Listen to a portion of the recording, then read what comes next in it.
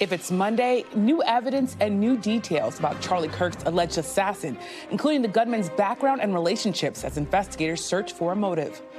Plus, President Trump and his administration signal a potential crackdown on groups aligned with Democrats, telling NBC News that the, quote, radical left stands in the way of the nation's ability to heal in the wake of Kirk's killing. And top U.S. and Chinese officials say they have agreed to a framework for a deal that will prevent TikTok from being banned in the U.S., with President Trump and Chinese President Xi Jinping set to finalize the agreement this week.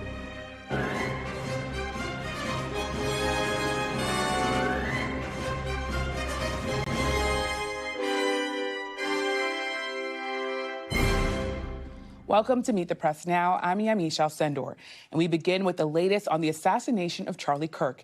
Investigators are seeking answers about the alleged gunman's motives as the White House vows to respond to Kirk's death, signaling a crackdown on what the president calls, quote, the radical left. Right now, investigators are gathering evidence connecting the 22-year-old suspect, Tyler Robinson, to the scene of last week's shooting on the campus of the Utah Valley University. This morning, FBI Director Kash Patel said that authorities found Robinson's DNA on a screwdriver and on a towel wrapped around the gun he allegedly used. Utah's governor yesterday on Meet the Press provided this update on a search for the motive. We can confirm that again, according to family and people that we're interviewing, he does come from a conservative family, but his ideology was very different than his family, and so that's part of it. We do know that the roommate that we had originally talked about, we can confirm that roommate is a boyfriend who is transitioning from male to female. The why behind this, again, we're all drawing lots of conclusions and how someone like this could be radicalized, and I think that those are important questions for us to ask and important questions for us to answer. We expect to learn more about the evidence against Robinson tomorrow when he is set to be formally charged in connection with the shooting. We are also waiting to hear from President Trump this hour as he signs a presidential memorandum. That comes after the president told NBC News this weekend that he'd like to see the nation heal in the wake of Charlie Kirk's killing. He also said, quote, we're dealing with a radical left group of lunatics, and they don't play fair, and they never did. We should reiterate that authorities don't yet appear to have a full picture of Robinson's alleged motive. Today, Vice President J.D. Vance, who escorted Kirk's casket to Arizona on board Air Force Two, doubled down on that rhetoric, while filling in, as the host of the Charlie Kirk Show. We have to talk about this incredibly destructive movement of left-wing extremism that has grown up over the last few years, and I believe is part of the reason why Charlie was killed by an assassin's bullet. We're going to talk about how to dismantle that and how to bring real unity that can only come when we tell the truth and everybody knows that they can speak their mind about the issues of the day without being cut down by a murderer's gun. White House Deputy Chief of Staff Stephen Miller used even more sinister terms. He referred to a, quote, vast domestic terror movement on the left. Notably, the president and his top deputies are not addressing or acknowledging the threat of right-wing extremism that exists in this country. Meanwhile, the president confirmed that he will attend Charlie Kirk's funeral next Sunday. It is set to take place at State Farm Stadium, home of the NFL's Arizona Cardinals. The massive venue is emblematic of Kirk's influence among conservatives. Republican Senator Lindsey Graham called his assassination more than just an act of political violence. Bottom line here is that we all reject political violence, but let me just be honest with you. President Trump, nor do I, see this as the all kind of do it moment. I see this as an attack on a political movement. I see this being different. Charlie Kirk is one of the top 3 people in the country that allowed President Trump to win in 2024 by his efforts. And I think President Trump sees this as an attack on his political movement, what he created. A year ago, people tried to blow his head off. So this is not, for me, they all do it. This is unique and different. This is an attack on a movement by using violence. And that's the way most Republicans see this. Joining me now from Orem, Utah, is NBC News correspondent Steve Patterson. Also with me is NBC News White House correspondent Monica Alba and NBC News Justice reporter Ryan Riley. So, Steve, first to you. You're there in Utah. What have we learned over the last 24 hours about the suspect in this shooting? quite a bit, Yamiche, and primarily from the statements of public and private officials, namely Governor Spencer Cox, who spoke out over the weekend, and Kash Patel, the FBI director, who spoke out this morning. I want to show you something, though, first.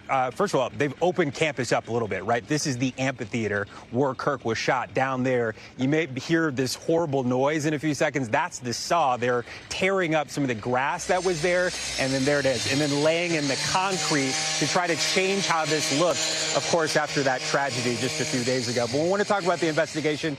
We know, obviously, investigators are trying to put together a profile, right? To that end, Governor Cox speaking over the weekend, telling NBC News, telling the nation, really, that essentially the suspected shooter, Robinson, is not cooperating. Huge, likely bottleneck in the investigation because he's not talking to investigators and he's not cooperating with the investigation. That is a counter to, again, what you mentioned, what we heard about the roommate. The roommate, the governor says, appears to be in a romantic relationship with Robinson, but has been cooperating with investigators, is talking to investigators, wants to help the investigation, according to the governor. And somebody that apparently had no idea about the shooting was shocked to learn, A, that the shooting took place, and B, that Robinson was the suspected shooter. The governor is speaking a little bit more about Robinson, saying that just a few years ago, this was somebody that was considered a normal kid, a college student, somebody that was intelligent and emotionally kind, but was falling deeper and deeper into this hole of politics. And the catalyst for that, he's saying, was the internet culture, that this was somebody that was terminally online, steeped in internet meme culture, and something that the governor described as a darkness. Many more details coming out. We're going to learn a whole lot more, of course, tomorrow when those formal charges are filed and we get the first court appearance. And Steve, as you're saying and talking about all the evidence and sort of information that authorities are getting from those who knew Robinson and know Robinson, what other evidence have investigators gathered? We're hearing about DNA. Yeah, so first of all, let's talk about the DNA, right? I mean, that would have been collected because we're in this atrium, right? The shooter's position likely beyond these buildings. You may not be able to see it from this vantage point. They found and discovered a screwdriver. The DNA that they found on the screwdriver matched DNA that they found on a towel. What's the towel? The towel was used to wrap that weapon, the bolt-action high-powered rifle that was found in the woods very nearby to where I'm standing after he hopped off of the roof and then ran through a neighborhood. They say those two pieces of evidence matched the DNA, a DNA match, according to Patel. Very important, very key part of unlocking, this investigation. The other piece of this, of course, I mentioned, is the digital footprint, right? What are the text messages? What do the message boards look like? What are some of these gaming communities that we're hearing from investigators that he was a part of? To that end, Patel mentioned a series of text messages which seemed to indicate that he wanted to plan something, certainly around Kirk being here. And we know through discussions investigators say between Robinson and his family that he knew Kirk was coming and that he had definitely some misgivings about Kirk's message and who he was. So all of that sort of part of the evidence gathered. Again, we should learn a whole lot more tomorrow with those formal charges. Yeah, we'll definitely be looking to see what else we learn tomorrow. And thanks so much for taking us on this scene as, of course, the university is trying to move on and change the way it looks. It's really fascinating. So thanks so much, Steve. And Monica, you're nearby the White House. President Trump said he hopes the nation will heal following the assassination of Charlie Kirk, but he's also repeatedly blaming the radical left. So what's the White House's thinking here? Yeah, and the president had said, Yamiche, that this was going to be something that they were going to have more details on, and we're still waiting for those.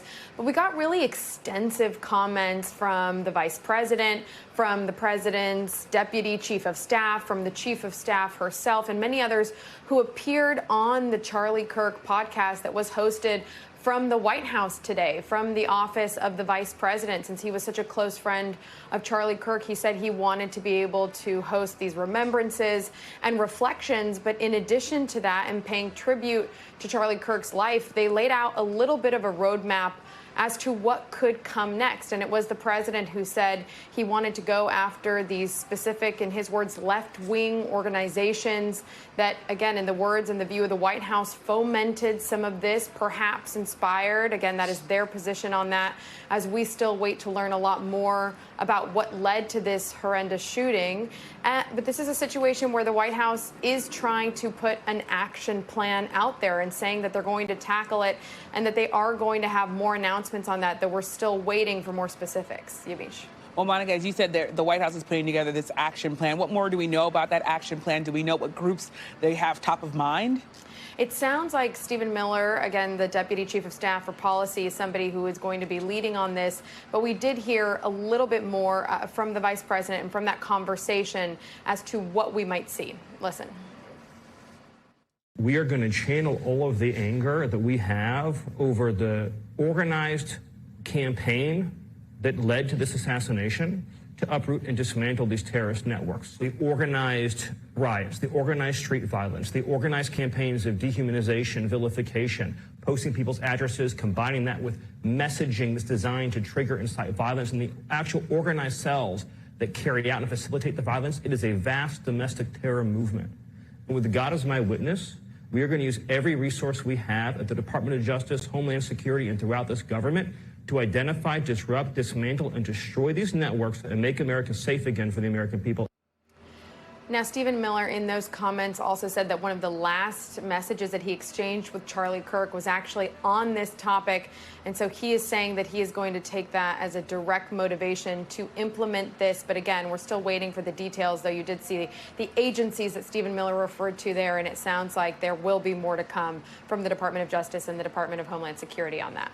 Certainly strong words from Stephen Miller there. Thank you so much, Monica, from nearby the White House. And Ryan, I want to come to you. The FBI director, he's been giving out a lot of information in real time. Of course, at one point he said the suspect for the shooting was in custody. Then he said he wasn't, and he had been released. Now he was this morning talking about DNA evidence being found. How unusual is it for the FBI director to be given this much information? Very unusual. This is a social media first, sort of post first way that he's going about this job. Very huge departure from normal bureau protocols. And normally, you don't really necessarily need to have the FBI director on the scene. And there's a ton of complications that having Kash Patel involved in this investigation brings about. Not only now that he sort of walked the scene, could he potentially be called as an expert, broke the news about the DNA, that sort of thing is sort of all layups that you're giving to the defense team down the line. But also, there's not necessarily a federal nexus here.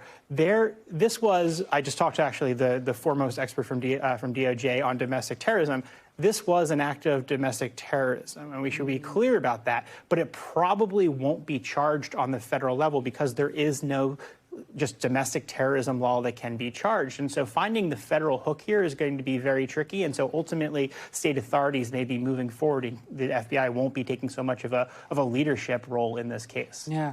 And it's interesting because, you had a great story out over the weekend about all the criticism that Kash Patel is getting. Tell me about that criticism and how is he defending himself? Yeah, I mean, he's trying to push back on it, and I think trying to own a lot of these sort of basic steps that have gone through. But there's just a lot of tension within the Bureau. Remember, a lot of people who had the most expertise in domestic terrorism because they dealt with an act of domestic terrorism across the street at the Capitol just a few years ago have been pushed out of the Bureau. There's still this nervousness, this pressure that a lot of people within the Bureau are feeling, and especially when you see these explicitly political firings that have been coming from Kash Patel himself, that sends a real chilling effect throughout the Bureau. So, the Bureau just isn't operating at its best capacity right now. It just doesn't have the personnel in place to handle a really tense moment like this. I've been speaking for months with people who have been worried about when the pressure actually comes, how is the FBI going to handle it if there was some massive attack? And I think we're seeing some real cracks right here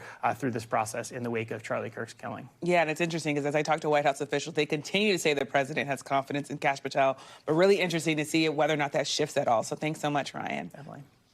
And now joining me as an expert on political violence, Robert Pape, professor of political science at the University of Chicago. Thank you so much for being here. So you're exactly the person that we want to talk to in this moment. Authorities still have not provided an alleged motive for the shooting. But when we talk about the assassination of Charlie Kirk as part of this larger trend of political violence, what stood out for you, especially from the reaction and the impact of this shooting over the last few days? Well, the first thing to say about the motive is we don't have the detailed motive on why the shooter attacked Charlie Kirk. However, we have a pretty good macro picture. You'll recall the governor of Utah, others talk about he came from a liberal ideology, the word fascist on the casing. So we really can expect there's going to be more and more information that he had a what we would call a liberal ideology.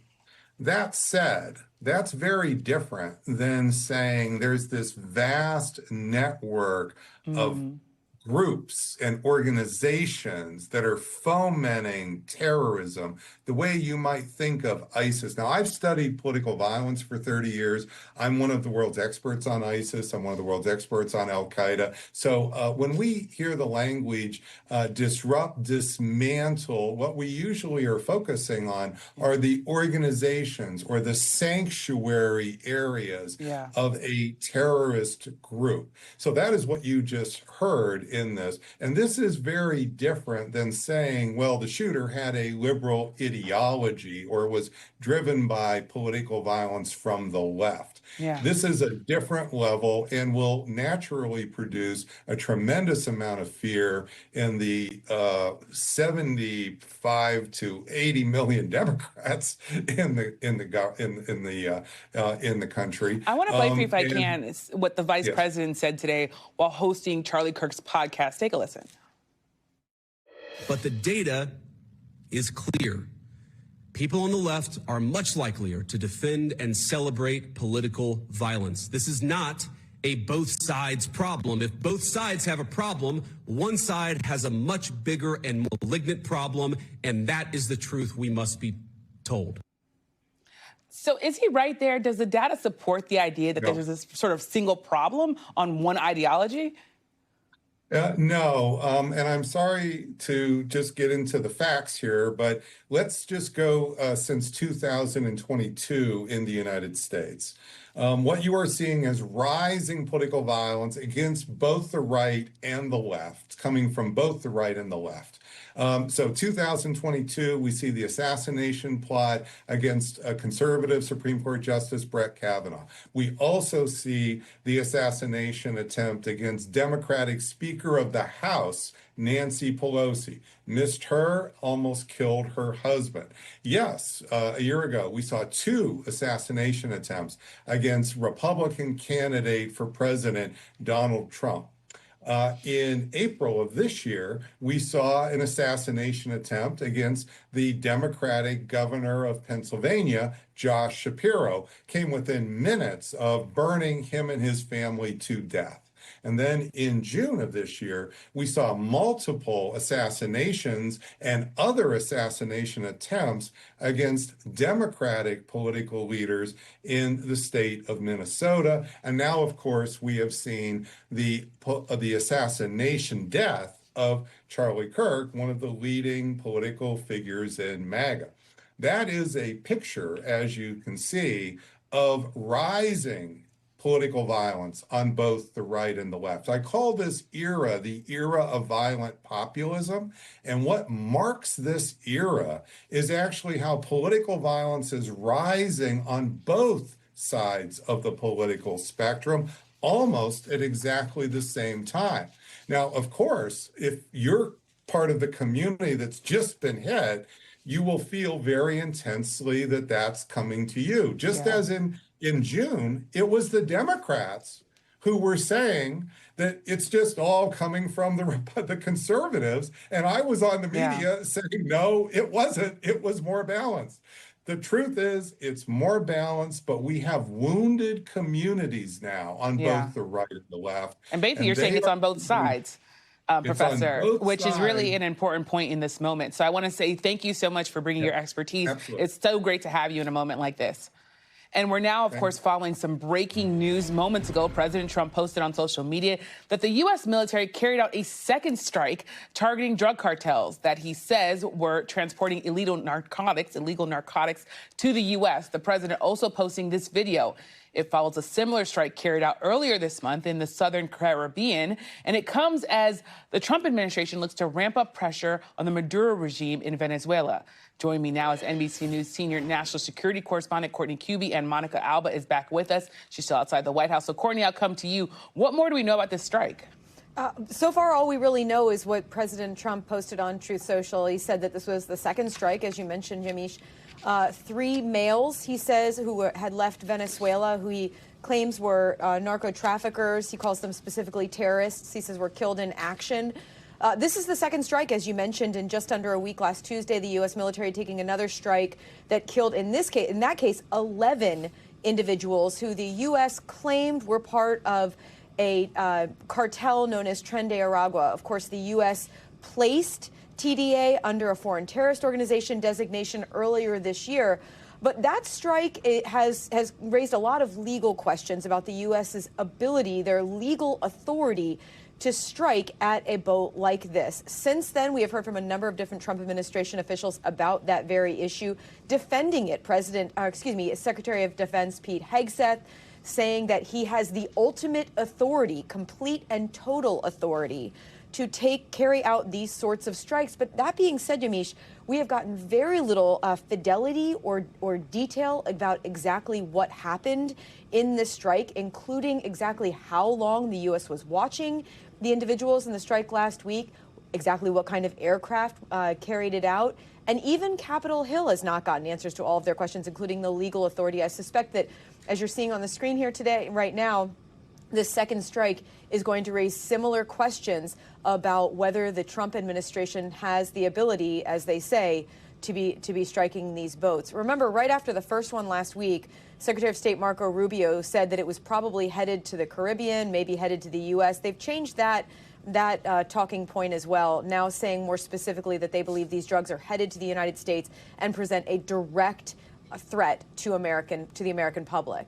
Well, a lot of questions, especially when you talk about the legal authority here. Monica, what should we make of the president's decision to increasingly go after drug cartels in this specific way? Yeah, this is something that the president says he's also going to continue to do. In this lengthy post, he also says and notes, by the way, that no U.S. forces were harmed in this strike. But he says, with a large warning in capital letters, if you are transporting drugs that can kill Americans, we are hunting you. That's the language that the president is using, saying that the illicit activities by these cartels have wrought devastating consequences on American communities for decades, killing millions of American citizens. The president writing, no longer. And we know, Yamiche, that he is supposed to be having an event coming up where he is signing a proclamation, we believe on a separate topic, not related to this, but as you know so well, he often takes questions in these settings in the Oval Office. And since this is something that has just happened today, it's likely he may want to talk about it more. But I would expect this is something that the White House says they will continue to do if the president authorizes it, because he does want to be sure to, from not just a messaging standpoint, send a very direct, clear message to the Maduro regime and to anyone else, he says, that will be bringing illegal drugs to the U.S. And Monica, as you say that he wants to send this message to the Maduro regime, is this really all about really forcing a regime change? Does the White House believe that these kinds of strikes could lead to Maduro's ouster? I think it's part of the pressure, certainly, that the White House is applying. But diplomatically, they are saying that first they want to continue these conversations, but that the president has always said that when he chooses to and wants to act, he will. Yamiche. Yeah. Well, thank you so much to Courtney and to Monica for coming with us and sharing your reporting as this breaking news continues to unfold. And coming up, we'll turn to Capitol Hill as lawmakers look to beef up security amid growing concerns about the rise of political violence. A House lawmaker who reported that his office had been vandalized over the summer is next. Plus, New York Governor Kathy Hochul endorses Democratic Socialist Zohran Mamdani for mayor, a major move as other prominent New York Democrats hold off on rallying around the progressive frontrunner. You're watching Meet the Press now.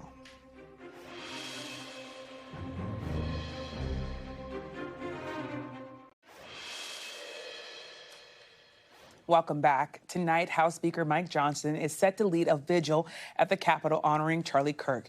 It comes as lawmakers try to grapple with the fallout over Kirk's death, including what it means for the current political environment and what it could mean for their own future security. Joining me now is Democratic Congressman from Illinois, Brad Schneider. Thank you so much for being here, Congressman. So the country continues to grapple with the fallout of the killing of Charlie Kirk. How have you been handling it, Congressman? And what do you think this moment just means about the current political environment? Well, thanks for having me. And let's be clear from the start. Political violence is never acceptable. Doesn't matter whether it's coming from the right, the left, the center, front, back. Political violence has no place in our country. We are a country that was founded in the idea of bringing people from disparate places with different ideas together. Our Congress was established to have that function of debate and within that debate to move our country forward. And we have to protect that. And it is under attack from so many angles. The assassination of Charlie Kirk was a great tragedy. The fact that it happened in front of so many thousands of people online is just adding to the devastation. And the rhetoric around it is only making things more tense and more precarious. We have to work to bring people together. We have to remember that we are one America, different ideas, different places, different histories and perspectives, but one country that when we work together can tackle any challenge the world might present us. Well, Congressman, as you talk about the idea that we have to really think of ourselves as one unified America, today while hosting the Charlie Kirk podcast, Vice President J.D. Vance said he believes left-wing extremism is part of the reason Charlie Kirk was killed. How worried are you that that kind of rhetoric by anyone really will deepen the divide and this sort of us versus them mentality? It should concern us all. Charlie Kirk was murdered, assassinated, because one individual decided to take a gun, climb up on a roof, and kill Charlie Kirk in the prime of his life, leaving his kids without a father, his wife a young widow. And we should all mourn that and condemn it without any equivocation. We've seen similar instances. I live in Highland Park, Illinois. 3 years ago, a deranged gunman climbed up on a roof with a gun and fired 83 shots in 90 seconds, taking 7 beautiful lives from us and devastating our community. This is wrong, it's bad, and we have to condemn it. And rather than trying to create more divisions, rather than pointing fingers at one side or the other as the only problem, the problem is on the extremes, it's on the fringes. And these are fringe ideas, people who are rising up and taking arms to commit violence. We have to not let it become normal, and we have to make sure that those people are identified, stopped before they can act, and when they do act, prosecuted to the full extent of the law. Yeah. And Congressman, over the weekend, I spoke to your colleague, Stephen Cohen of Tennessee. He said in the aftermath, there's been a lot of conversations about the security of lawmakers. House Minority Leader Hakeem Jeffries briefed House Democrats last night about extending or even enhancing security spending. Do you think that's enough? Is it feasible also? Is it really about getting more security, or is it possible that it really has to be about toning down the rhetoric?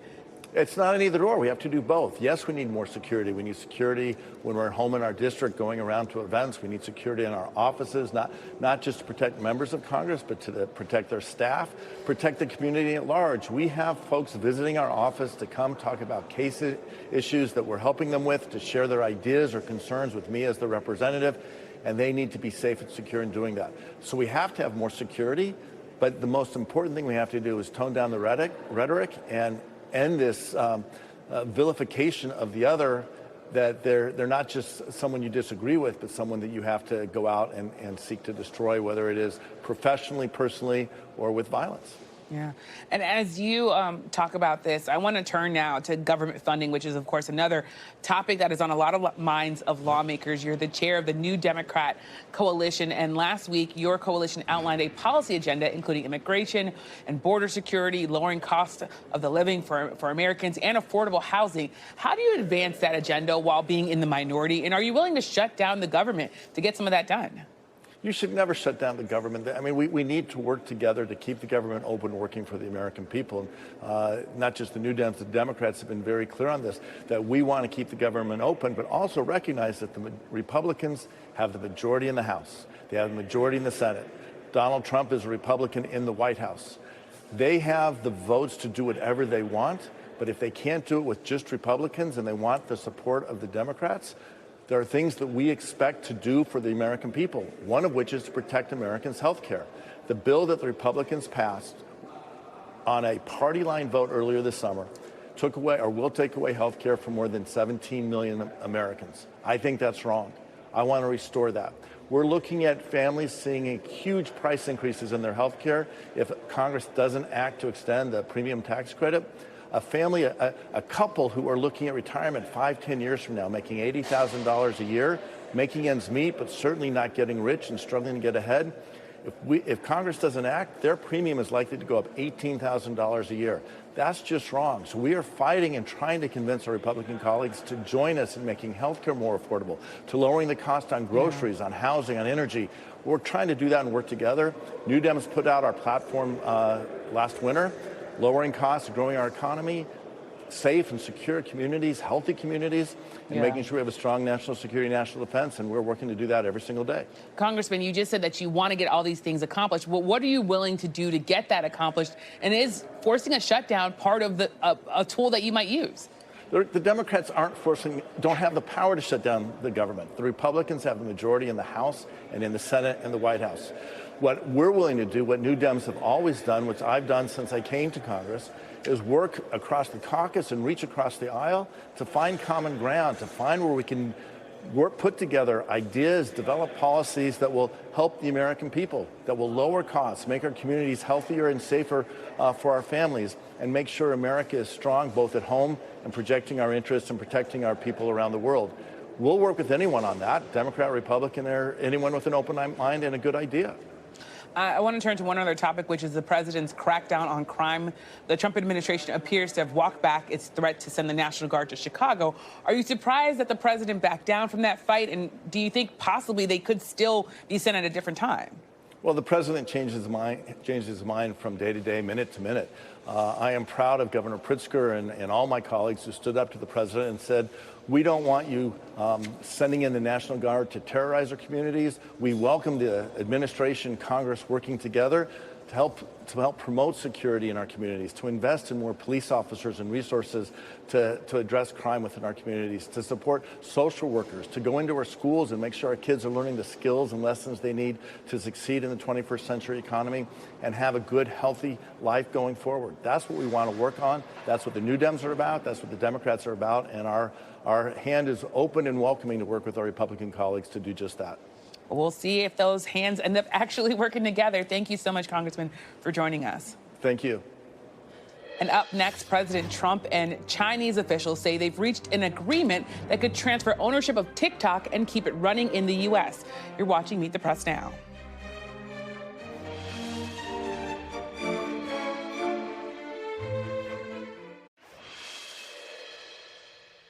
Welcome back. The U.S. and China say they've reached a framework deal that would prevent the social media giant TikTok from shutting down in the U.S. Here's Treasury Secretary Scott Bessent making the announcement earlier today while in Madrid for trade talks with China. We have a framework for a TikTok deal. The two leaders, President Trump and Party Chair Xi, will speak on Friday to complete the deal, but we do have a framework for a deal with TikTok. The announcement comes just days before a Wednesday deadline for TikTok to be sold to a U.S. buyer or face a ban in the U.S. Now, TikTok was briefly shut down in January, just days before President Trump's inauguration, but it was back up online thanks to assurances from President Trump that he would sidestep the law and would not enforce it. The president has unilaterally extended the sale deadline to keep TikTok operational in the U.S. several times. And joining me now is NBC News senior business correspondent Christine Romans, who's also, of course, our TikTok expert today. So, Christine, what more do we know about this framework of a deal, and what could it mean for the status of TikTok operations in the U.S.? We don't know a lot about this framework. We know that essentially the Treasury Secretary said that the two leaders would speak on Friday, and they were going to allow them to do that announcement. He said he was not going to talk about the commercial details of the deal, other than there are two private parties that have agreed here. We've heard from China. We've heard from the U.S. leadership. We have not heard from TikTok itself. So TBD on what exactly the deal is. But the president has sort of teased that young people in the United States would be happy about this, presuming that it will allow TikTok to remain operational in the U.S. Yeah, well, a lot of my cousins and teenagers are definitely happy to hear this news. I want to ask you about another big topic, which is the Federal Reserve is meeting tomorrow. What are we expecting from that meeting? And could they actually go forward and vote for rate cuts despite the rise in inflation that we learned about last week?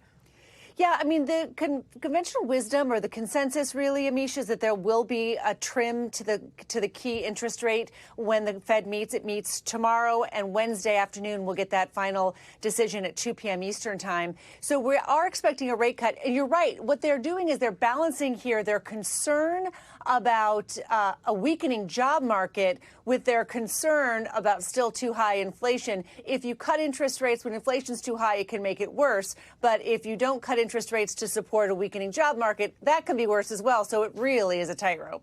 Yeah. Well, we also, of course, as we talk about the Federal Reserve, have to talk about President Trump's efforts to fire Federal Reserve Governor Lisa Cook, which was halted by a lower court. Do we expect Lisa Cook to attend the meeting tomorrow, and is she going to vote? She has, as of this moment, the legal right to do her job at the Federal Reserve as a Federal Reserve governor, to go to that meeting and to vote the next day. You know, the White House has appealed, has gone to a D.C. circuit court and has appealed this and says they want her off the job. They want to stay. They want her off the job for this meeting. But we have not heard. There was a filing deadline yesterday, but that appeals court has not brought down any kind of news on this, right? Has not taken it up as far as we know yet. So as of this moment, she can still vote. But you know what's really remarkable? In my time covering the Fed, usually the drama is around what the Federal Reserve is going to do with its key benchmark interest rate, not around who's actually going to be sitting around the table. This is a new one. Yeah, I mean, maybe we didn't know all the Federal Reserve governors' names. Now we do. So thank you so much, Christine, for your reporting. And we'll be back with more Meet the Press Now shortly.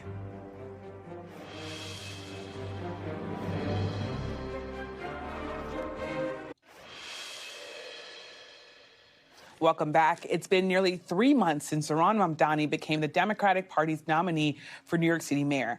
And just yesterday, New York's Democratic governor officially endorsed his bid for mayor. Writing in the New York Times, "I didn't leave my conversations with Mr. Mamdani aligned with him on every issue, but I'm confident that he has the courage, urgency, and optimism New York City needs to lead it through the challenges of this moment."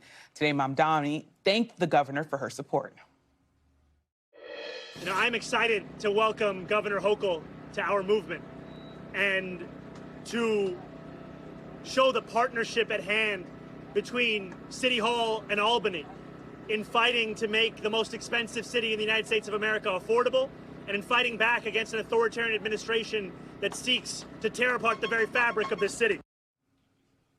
Meanwhile, President Trump has taken an intense interest in the race, and he seemingly threatened to withhold federal funding from New York. Posting on his social media, "Washington will be watching the situation very closely. No reason to be sending good money after bad." Joining me now is our panel, Nicholas Wu, congressional reporter for Politico, Democratic strategist Amisha Cross, and Rob Bluey, president and executive editor of the Daily Signal. So thank you all for being here. So Nicholas, I'm going to start with you. Are you more surprised that it took the Democratic governor this long to endorse, or that it came before the two Democratic leaders in Congress? It's really an extraordinary situation that we're in, that it's gotten to this point where, you know, you have top Democratic officials who haven't endorsed the top Democratic official in the largest city in their state. But what's the issue here is that, you know, by doing this, Governor Hochul has preempted the minority leader and the Senate minority leader and the House minority leader, Mr. Schumer and Mr. Jeffries, in doing so. And this now, for better or for worse, puts a lot of pressure on those two to either weigh in and endorse or stay on the sidelines. And Amisha, as I was driving to work today, I thought to myself, this is big news that the Democratic governor is endorsing the Democratic mayor. In other words, you would just be thinking this is what they do. But I wonder now, when you think about Senator Van Hollen saying that Democrats who haven't voiced their support for Mamdani are actually being spineless. So do you think this does put more pressure on Democrats, especially, of course, the leaders in Congress? Absolutely. And I think that Van Hollen was on point, because what this shows, first of all, the Democratic Party's polling numbers amongst voting Democrats are in the hole. But in addition to that, they're asking them to do something. A lot of the policies and the platforms that Mamdani ran on were actually very popular in New York City. So for Democrats who are, looking towards a new generation, wanting to be responsive to what people are asking them when it comes to rising costs, particularly housing, it makes sense for them to endorse. And being mindful that this is tradition. The primary is over. It would have made sense for them to stand down during the primary. I mean, it was, hard fought. But at the end of the day, Mamdani won, and he didn't win by a little bit. He won. We saw the concession less than 24 hours before after the race was called. And at the end of the day, It is high time for Democrats in leadership who are in the minority, who are hoping, at least in terms of the House minority leader, to be in the majority in the next election cycle, to ensure that they also stand behind this man. They can release the same type of statement. You don't have to agree with every single thing he ran on, but at this point, I think that it does not bode well for Democrats, especially those in leadership, to not endorse. Yeah, and it's remarkable when you think about it. Rob, I want to play for you some of what the president said about the rest of the people running for mayor. Take a listen.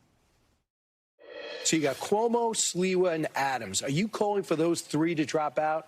Well, I think they have to have one candidate. One say. And it would look to me like Cuomo, frankly, is leading the other two. And look, I'm a Republican, but Curtis is not exactly prime time.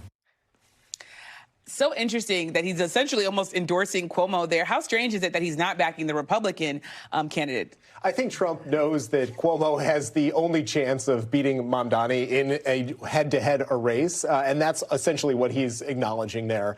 Ultimately, what's going to happen is perhaps one of them drops out. I don't see Curtis Sliwa dropping out of this race. He seems in it till the end, and that's probably going to hand the race to Mamdani. At the same time, if you look at the political calculus of Kathy Hochul, she realizes that as she runs for her own reelection, she needs to appeal to that left-wing constituency in the Democratic Party, but also Mamdani needs to work with Albany if she is reelected as governor to get across some of the things that he wants to accomplish from a policy perspective. So ultimately, this is a tricky situation in New York City for both Republicans and Democrats. Yeah. No, I think that he's exactly right, because for Hochul, I think that she's a unique strategist in this. She recognizes that she's got her own primary that she's going to be fighting very toughly in, but also that there is a large constituency base that Mamdani has, and one that he brought to the fold that typically doesn't even come out in election cycles. That fold is not going away anytime too soon. So to the point of he's talking about housing, he's talking about affordability, these are things that are also going to be handled at the state level. So he's going to have a certain level of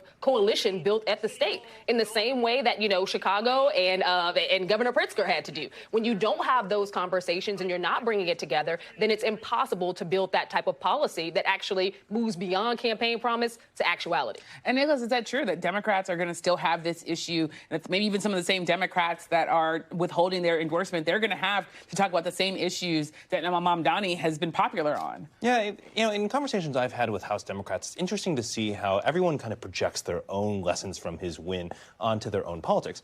So even moderate Democrats. Well, we have to pause here. The president is making an announcement from the Oval Office, so we're going to go to him right now. We thank you for watching, and remember, stay updated on breaking news and top stories on the NBC News app or watch live on our YouTube channel.